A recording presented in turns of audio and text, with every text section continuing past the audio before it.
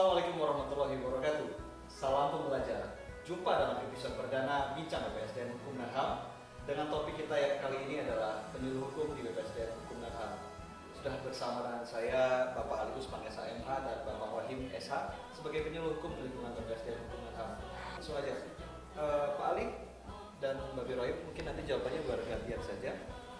Sebenarnya kita banyak yang belum tahu, masyarakat kita, terutama kawan-kawan sahabat pembelajar semua, penyuluh hukum itu sebenarnya apa tugasnya dan dasar hukumnya itu apa yang mendasari kegiatan penyuluh hukum? Iya, jadi penyuluh hukum ini adalah seseorang atau seorang PNS yang diberi tugas kewenangan untuk melakukan kegiatan penyuluhan hukum. Nah, penyuluhan hukum itu sendiri adalah kegiatan penyebar luasan informasi hukum dan norma-norma hukum serta peraturan perundang-undangan baik yang berlaku di pusat maupun daerah. Jadi intinya tugas kita itu melakukan penyebar luasan informasi hukum kepada masyarakat, baik peraturan perundangan pusat maupun daerah. Dasar hukum? Ya, adapun tugas dari seorang penyuluh hukum itu diatur di Peraturan Menteri Pendayagunaan Aparatur Negara dan RB itu nomor 3 tahun 2014 tentang jabatan fungsional penyuluh hukum dan angka kreditnya. Jadi butir-butir kegiatan yang harus dikerjakan oleh seorang penyuluh hukum itu sudah ada di situ. Oh begitu, berarti sebenarnya masih baru juga ya? Iya. Oke, jadi sudah berapa lama Beni jadi penyuluh hukum di lingkungan BPSDM Hukum dan HAM ini? Kurang lebih 1,5 tahun. Sama dengan Pak Ali juga Sama. ya? Penyuluhan hukum yang dilakukan oleh Mas Ali dan Mbak B ini ke masyarakat di lingkungan BPSDM Hukum dan HAM saja atau ke masyarakat luas, misalnya ke sekolah-sekolah atau ke masyarakat lain di lingkungan masing-masing, Pak Ali? Iya. Jadi memang saat ini karena kita ini sifatnya mandiri, maka kita melakukan kegiatan penyuluhan hukum masih di lingkungan Kota Depok saja, terutama di sekitar Kecamatan Cinere, Limo, karena yang lebih dekat itu. Nah, juga sama ke masyarakat maupun di sekolah kita pilih yang lingkungan terdekat dulu. Nanti kita akan menyebar semakin jauh. Jadi kita targetnya yang dekat terlebih dahulu, setelah itu baru kita menyebar. Oh iya. Kalau maaf ya, ada istilah pepatah mengatakan gajah di pelupuk mata tidak kelihatan, semut di seberang lautan justru kelihatan. Iya. Nah, itu ada pepatah yang mengatakan begitu. Jadi kalau kita ingin berusaha, yang terdekatlah dulu. Betul. Kita usahakan. Bagusin yang di sekitar kita dulu Iya. Di ya. sekitar kita dulu. Itu baik, bijak sekali Pak B. Cocok banget jadi penyuluh hukum ternyata ya. Iya. Kalau topiknya ada nggak spesifik yang misalnya di sekolah itu topiknya hanya ini saja, di Iya. lingkungan masyarakat hanya sekitar ini aja gitu. Iya. Apa dipisah-pisah atau semua sama topik-topik penyuluhan hukumnya? Iya, jadi memang untuk topik atau materi hukum yang kita sampaikan di sekolah itu hampir sama. Saat ini hampir sama, yaitu tentang bullying dan narkoba.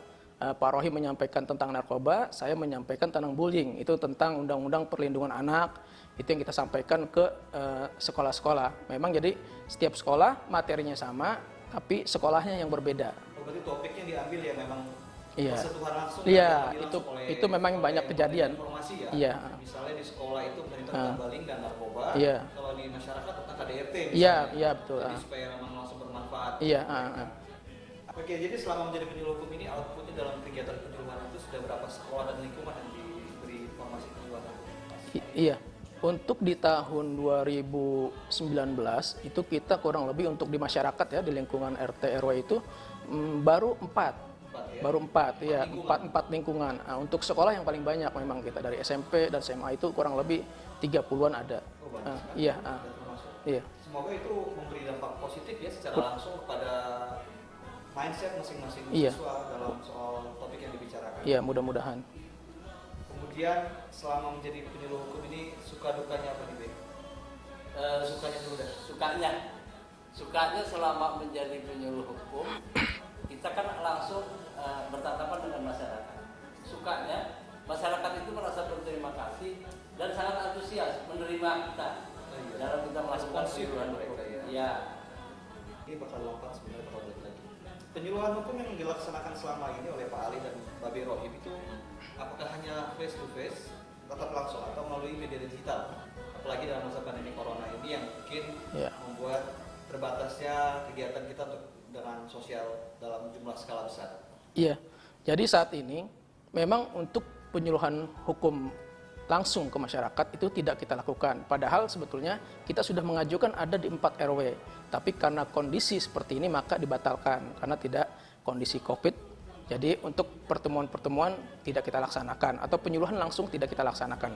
Akan tapi kita tidak berhenti di situ. Kita melalui media sosial seperti menggunakan channel YouTube. Kita membuat vlog ya.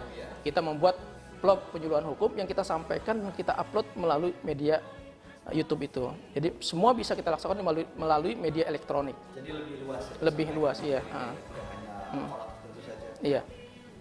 Oke, pertanyaan terakhir dari saya, harapan ke depan sebagai penyuluh hukum itu apa? Jadi harapan ke depannya bahwa memang sebagai penyuluh hukum ini saya berharap bahwa kehadiran kita di masyarakat, kehadiran kita di sekolah itu membawa perubahan.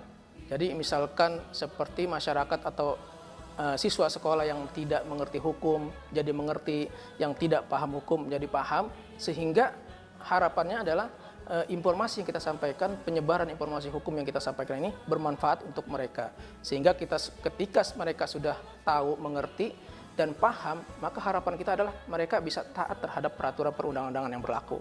Itu aja ya. Kalau dari Babi, apa Bi harapannya? Saya mungkin harapan saya ke depan, saya malah lebih cenderung apa yang saya katakan, saya akan mengambil suatu tindakan yang lebih dekat dulu daripada yang jauh. Seperti pepatah mengatakan, gajah di pelupuk mata tidak kelihatan, semut di seberang lautan kelihatan. Artinya apa? Artinya orang yang terdekat dululah yang kita jamah. Orang yang terdekat dulu yang kita akan berikan suatu penyuluhan hukum. Jadi mungkin itu akan lebih tepat dan lebih tepat sasaran untuk kita sebagai pejabat penyuluh hukum. Demikian episode perdana Bincang Bebas dan Hukum pada hari ini. Selanjutnya kita kembali dengan topik yang semakin beragam. Kami semua undur diri, mohon maaf jika terdapat kesalahan. Salam pembelajaran. Di